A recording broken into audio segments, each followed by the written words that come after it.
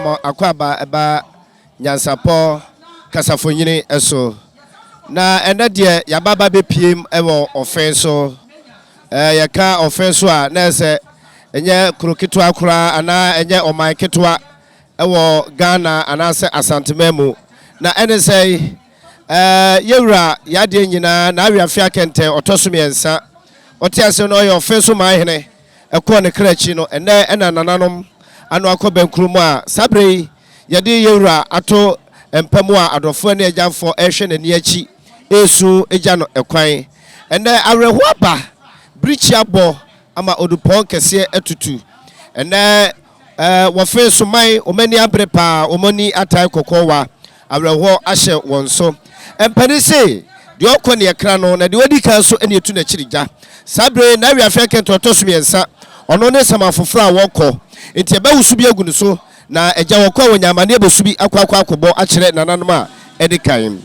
boy ede na ese ede na abai nananom asuna abusu ewo ofesu se onsusu be no bedumfo bi mpo ahwe wo mobo wonfo ntini fanie na Wiafe Akenten otosomiensa etoba mo otibode foden a wada de camp frimu yi no de na wu a entese owo tilimo de owo yemonyono owo ma yempanyina sa abawu ni senti sakwan etua bayina ni pam efom ena etretre enti enansu biu enye sei ena kanananom asona busua ene offensoman ehwehwe no ba mo woti mo de fo na mana ba ne sa ena mususo muntimi nsu omonom dade abuom na atom ni abeso no ena ba mo woti mo de fo bomofo wahuri wajina paso watu apamuto ama akolabo aka na Wiafe Akenten otoso miensa Imoya na so ensanyina obade Nyankopon nasem susai na dibo esri na watinte wode gina bre wohine nie owotu na de atobio ushokro na uniske fribi na danse boa wode yembeko Imoya na so ensanyina obade Nyankopon asem minya nananom asoro mpanifo mu wo fesu se odupon kese ese busom na tutu no amanom akodi ayuo afropata enti na Wiafe Akenten otosomiensa pa na da wa wakana no atumupuru ti said your battles for assassin one kasa day moya na so senyina obade Nyankopon asem osusu akwakwati figi abwe wo wuso anoto berema ba wotese na ka wuso akrokra ene de na Wiafe Akenten otosomiensa wo wuso anoto ama akrokra gu osusu boma wotese na ka obomu a na afokwa deja ene de woje yemu o me yenchemfra bo woti modere owo ye monyono na nanom asram penfori kaso nguso gina kwata ye twe wo na Wiafe Akenten gumna dante bla bla bla bla bla bla bla bla bla bla ofona na due kotwi dakna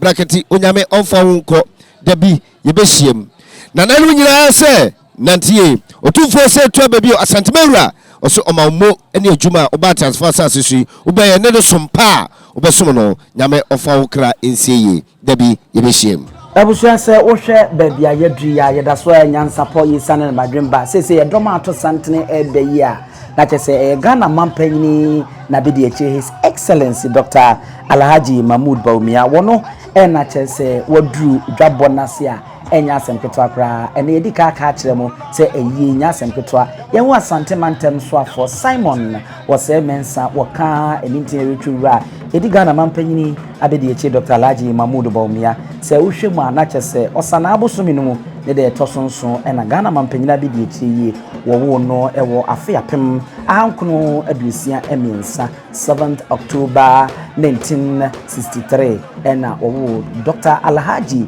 Mahmoud Bawumia idina nkasa eye Mahamudu Bawumia idia ne maame ode etono na woye Ghana ni ansa no be mampanyini abedi eche no wapen ewo sikasemu a enkane no Central Bank o my Ghana sikakrabia no na woye adwuma wo hono a enye asemketo akra se wohwemu a wono ena otoso enso a omanye eba yi wababa beye mampanyini abedi eche ngezi boni beka se 4th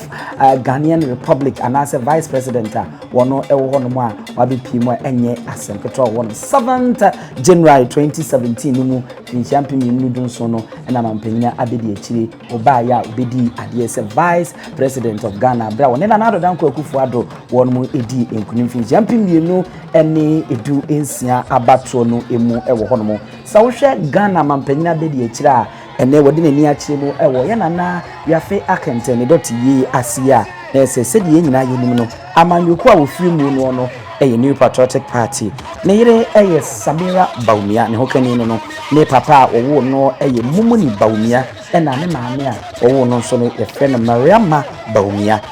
nkasa ewo eman eno enye asem ketwa na ohwe asuapo anase school ahodo a wakokọ okoni bia Buckingham University, Lincoln College, Oxford, Afi Simon Fraser University, eho nyina wakọ akwaje entete ewo hono ma se de edika aka no wayo manwoni a wasabe ewo sikasemu inyesi boni bekasa occupation no economics ana any politician a enye asem ketwa Bawumia abe deputy governor of Bank of Ghana said the medical kano penyina bi die chepa na ohwe man Ghana isikasem eso ewo man mu hanoma ansakra na Ghana man penyini satem opposition nana adodan ko akufu ado wo bo ni din ato ni din fin champion yenu no wotwe ni mu ama waba bebie frank tuni abedi echi ade ama no sa me nananom a wabeto won mu dwabo na se no eno na won mu guso a won mu eginchia na won mu akọ won anim no ti se wohwemu a abere di kan a won Ghana man panyin pempen na adan ko akufu ado epre ye na nkom bedi o man akonwa no no fin champion yenu no wotwe ene enso no no anyi ya Ghana man panyin na onya nda bi ko nyame mfa ne krensie Bawumia ena wodru hasisi ana watcha na excellency woni ni panyin for Simon Osemensa Santemantam ene nintine witwe wura woni MPP amanyukur ma Santemantam hanudi ena wonu edi akira wonu mo chia keke won se oba panyin bi wato ne mu ewo hono ma enye asampetwa ya santoa ye na ya santoa joso manhene na fi offenso manhema wonu mo ena wonu mo edinkita wato to mu nkakra na sede na me ka no no oguso a wo chiachia ewo so won ma enya asampetwa obechi awie sede Asante amamre ene ho amane tie no no ba baabi na obechia wo se mpanyufo so yeba na yebe makwa ba na afi amanedie etwa so wo hono ntie de ya amanedie no so ebetwa so na akoso ho ntina meka ena the late Professor Evans Atamus woni mampanyini former president John Dramani Mahama ebaye na wonu etu omubedi nkunima wo mantini se so hwa na wo faase nom ene ne mma ena wonu so ato santini ya wonu moko na yakọ akwakọma akwaba ekire se wonu mani abiri yi pa ye friend se ewisi adu ebi na dideda wonu ekomu na enye asempeto a wonu na wo faase nom ne manom ena ato santra wonu ekono no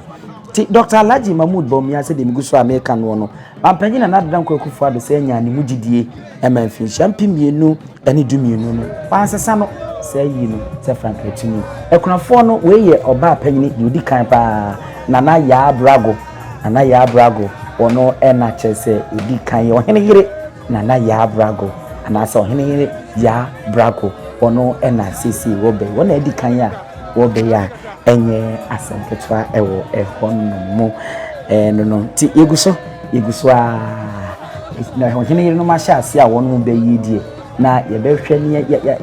weni beka se ya concentrate de ne adi no achi ewi a besa akọ Dr. Alhaji Mahmood Bawumia na afede ye ka no ye de akwa akọwi ewo ehonomo ohene yire ya brago ena wadi kan ya pempeni wo benti nim se enche we eye oba panyin anasa ohene yire panyini enim se adantamo enikuma ebetwa so na afi no wonom nso aba na wonom aba bechia ewo ehonom yeda so ewo ahemfia enye asempetra edika aka kire mu se mpempem ne die dwabo ya sisa oba ase a ohene ne nnom wonom ye baasa ohene ye tiwa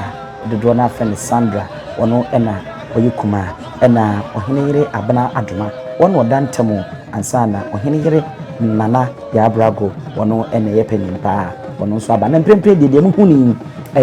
nana ya brago ohene yire penini wono ena wo echia wo twa adwadwo eni abra wo ti so so hwa de ne kura na eye prekese eni nyenya ahaban ena yaka bomu na ye de ahoma edi abomu a ekura ukraini na enye asanketwa fei wo hwe ne dukunuma ye de ahaban mono ye de ahye asakye no eti awape na Wiafe Akenten ko bedidie na wama omu bi adie ene wonu wo fra ne ntoma wo tintin mu na hwan ena chese obedidi na omo mbieti ene won mato so no won ani adutu ato ne nsema ohene yiri brago ohia wagefo na wagefo ne hwan ena ebeso no mu a eni bre aba na konya ena di kan ya eso oba pani asesedwa ye frewi no asesedwa tiniye pa e fe no asesedwa eno ena ye hu se ade bi se sunye ketwa a etoso e wo hono ma edaso na eso no e wo e hono no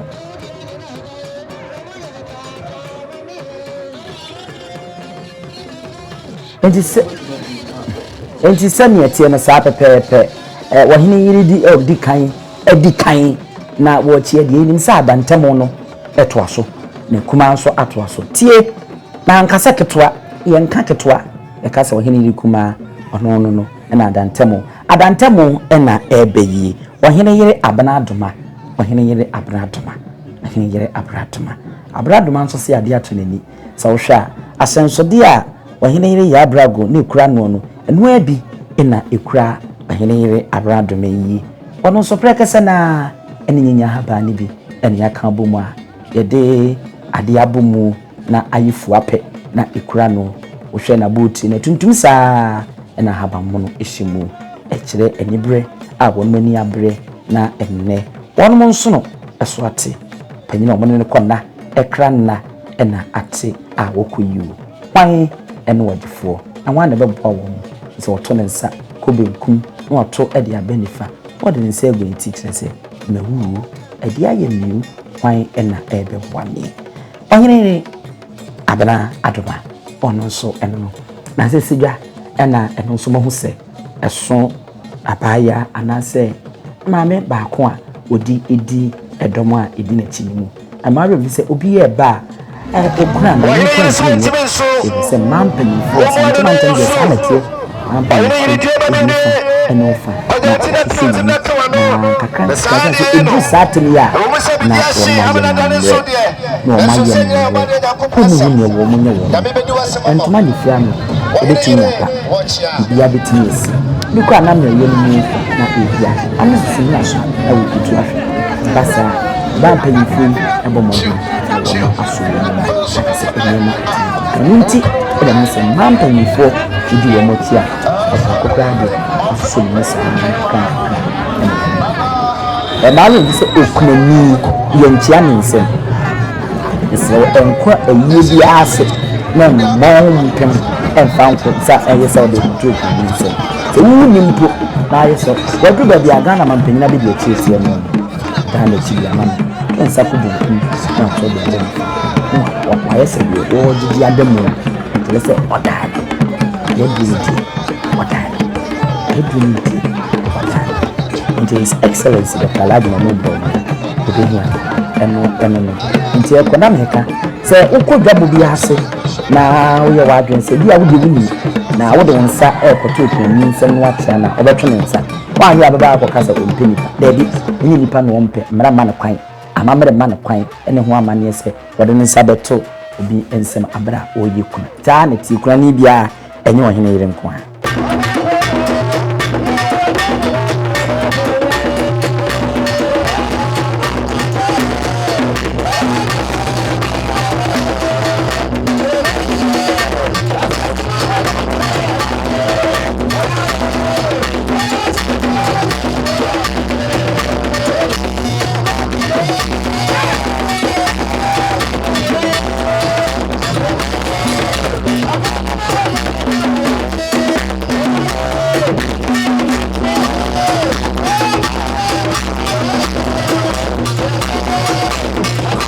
Adia yedru so yi uguso a wo hwe NYANSAPO a isane madwemba badia yedru so eye ohene yiri kuma Sandra no ono so ena wabe ono so na epibi ono so na twa gadi ono so na ebo benu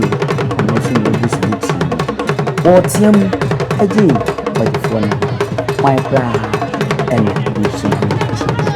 yeah ani bi ni shida ena kan bo misi ni ye Sandra ono so na bi ni etwa ene wose ne mba ni mba ya nansi die ni na ye ni men so na so ati ni na say e die ni si wo se che jama se tumpa ni ye na pote ba ya mama na mo kese yi na obarema Wiafe Akenten yi wa kwokura mpa wone wo hene yere Sandra eni nkreyi kanchense Sandra ni kwa haba na wadane ya topre kupe eye hene me bosumi no mu na asem ya asi eto asona busua eto Asante man na eto Ghana man na bi koto opomso ema won nyina eni breye na edi awerho ena de baa ema bitie ebo OFFINSOMANHENE no enu bi ena ato oba Sandra yi wa hene yere ena wo twa adwatwe kuma wo mu ena wo be eni abre papa enye asebutwa kra nenso be ne dey enya bewi owo kra de nkwanti nye obo ade na nkasa owo ede ne koe na ye adasa eye obia mfaso nenso kwanya abefaso abefiri mu no ena ya na obia enim kwankro obia befaso abefiri mu wanyene Sandra die ni amane no asem ya pa ena ato obayi oba kese tumu kama ena wadada na ho a odi asa o dwaboni sa pepepe ena etie sama na meka no ebi ni manuguso a mu anase moni guso a mo hwe na meka ni kire mu senti a emma mpanyimfo ebi edi akire na wonu hwe se ekunafo no ebeba ohu se mo hwe nsesi a encheye no ohene ire Sandra ne ntoma ne ye se di eyi oba wodi na chie no ena esuomu sa atem wonu woni aniu a ne ntoma ebepa obefa na wodi ebu yi ti wo mo mudi ati no wonu so asade no si ebehwe eba fom no wonu so opia koso eba fom no opia koso asenso de wedru ye papa no asofo eni ntini wo na chi di amawo mu sua we eye dwadwo otwa dwadwo e mare mfi se oba Asante mantema e osua hodo ye wo bena bo ye wo dwadwa ni na e su ahodo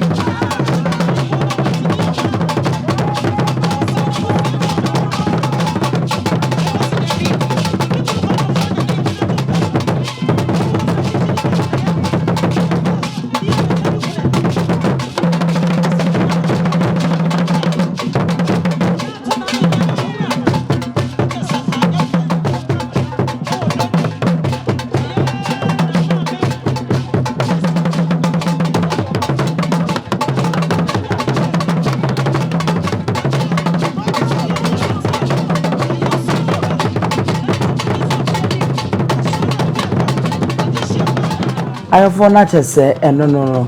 ekurafo ba sane nyina wahene yere na ya abrago a waye panyini afei wahene yere abana adoma odantem ena wahene yere Sandra wonum ba sa nyina ena wonum abachia aba betrasi eye die wonmu anti ena yeba na erie ebusu NYANSAPO ka samfunyini so ni esane na badwemba yaka kyerɛ mu ye fa ye na Wiafe Akenten DOTI ye hu die ebia nko a ebesi maso ye fra mu ni ye bɛkɔ so ye de ho abakɔsɛm ni nkyerɛ mu adi abrɛ medin ene abusua panyin owusu aduomi.